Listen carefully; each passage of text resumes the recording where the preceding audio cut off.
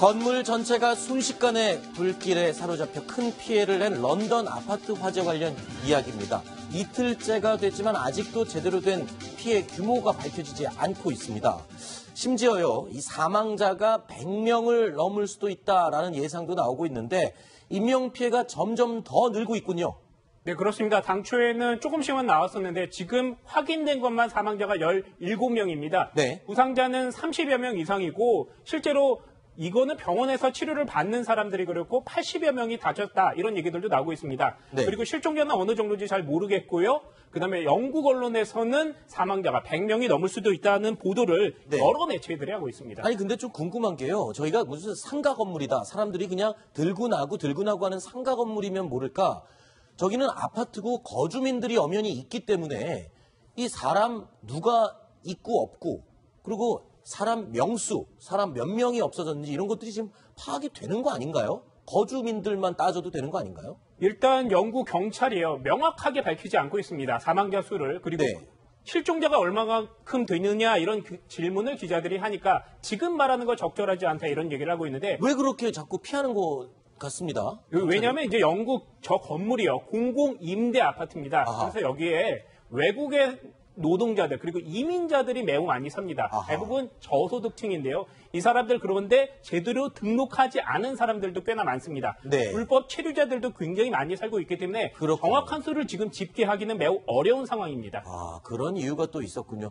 그런데 허만수 차장, 이번 영국 런던 아파트 화재가 세월호 사태와 사건과 굉장히 유사하다 이런 얘기가 나오는데 어떤 점이 유사하다는 겁니까? 예, 건물 관리회사의 그 안내문에 보면요. 네. 예, 비상상황시 대처법이라고 해서 화재가 발생했을 때 다른 지시가 없다면 실내에 머무르라 이렇게 아하. 되어 있다고 합니다. 그리고 또한 그 화재 대피 안내문, 그 아파트 안에 부착된 화재 대피 안내문에도 같은 내용이 있다고 합니다. 우리 세월호 사건 때 그렇죠. 그 현장에서 그 안내 방송이 났지 않습니까? 그렇죠. 그 실내에서 이렇게 대기하고 있으라는 이런 것 때문에 인명피해가 굉장히 커졌는데 네. 예, 이런 점이 이제 저 영국 그 런던 그 화재하고 세월호가 좀 유사한 점이라 이렇게 볼 수 있습니다. 그랬군요. 해당 아파트 이 건물 관리 회사가 이 화재 전에 미리 배포했던 안내문에는 이렇게 되어 있었습니다. 불이 나면 집 안에서 그냥 머무는 게 더 안전하다. 이 안내문 때문에 대피를 하지 못한 사람들은 실종 또는 사망을 했고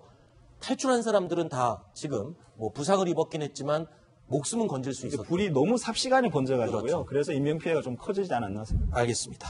자, 영국의 테레사 메이 총리가요. 이 사건에 대해서 진상조사위원회를 열어서 사고 원인을 분명히 밝혀내겠다라고 입장을 밝혔습니다. 들어보시죠. But right now, people want answers, and it's absolutely right. And that's why I am today ordering a full public inquiry into this disaster. We need to know what happened. We need to have an explanation of this. The inquiry will give them. 자, 그런데요. 아까 이 피해자들에게 대피하지 말고 그대로 있어라라고 지시했던 이 부분이 세월호와 비슷했다라고 하는데 또 한 가지가 이야기가 나오고 있습니다. 이 사고를 대처했던 메이 총리의 사고 대처 방법도 당시에 박근혜 전 대통령이 세월호 사건을 대처했던 것과 비슷하다. 이런 얘기가 나오거든요. 어떤 점이 비슷한 겁니까? 네, 일단 보시면요. 그게 사건이 14일 날 새벽 1시에 네. 발생합니다. 그런데 메이 총리가 내각을 소집하고 사고 수습을 지원하자 이렇게 나온 얘기가 오후 4시에서 벌어지게 됩니다. 네. 매우 시간이 많이 걸렸기 때문에 우리나라의 세월호와 흡사한 것이 아니냐 이런 얘기가 나오고 있고요. 또 다시 메이 총리가 15일 그 다음날 화재 현장에 비공개로 방문을 합니다. 네. 그래서 정부의 대책이 너무나도 늑장으로 대응한 거 아니냐. 네. 우리나라의 박근혜 전 대통령이 팽목항을 방문했던 거 네. 이것도 꽤나 늦은 시간인데요. 네. 그거와 흡사하게 닮아 있어서 이런 비난이 나오고 있습니다. 네. 자, 그러니까 화면을 보면 세월호 당시도 4월 16일 오전에 사고가 발생하고 대통령이 방문하는 데까지 하루가 훨씬 넘었습니다. 그런데 런던 화재도 메이 총리가 화재는 14일 날 발생했는데 그 다음 날에 돼서야 현장을 방문을 했다. 그리고 중간에 대처하는 방법들이 좀 늦고 방치된 게 아니냐.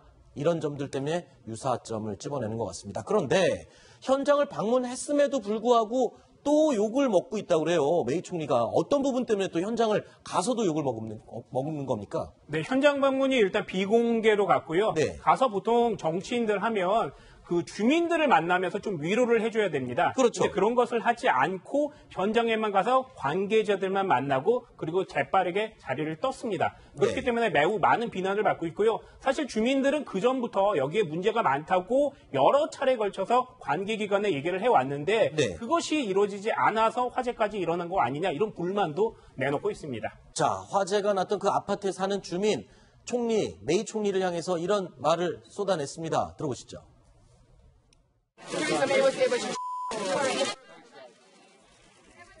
네, 아주 짧은 얘기였는데 어떻게 총리가 와서 이 피해 주민들을 만나지도 않고 가느냐, 나쁜 사람이다 이렇게 얘기를 하는데 주민들 입장에서는 그럴 만할 것 같아요. 그렇죠. 그렇지 않습니까? 메이 총리가 지금 사면 초과인데요. 네. 사실 이번에 조기 총선을 실시했거든요. 네. 자기가 압승할 줄 알고. 네. 근데 의외로 패배해버려가지고 지금 보수당 내에서도 메이 총리 물러나라고 하는 와중에 네. 이번 사고가 터진 겁니다. 그렇죠. 그래서 제가 보기에는 메이 총리가 지금 정신이 없는 것 같아요. 가서도 그냥 이게 대중한테 자꾸 얼굴을 드러내는 게 지금 현재는 불리하다.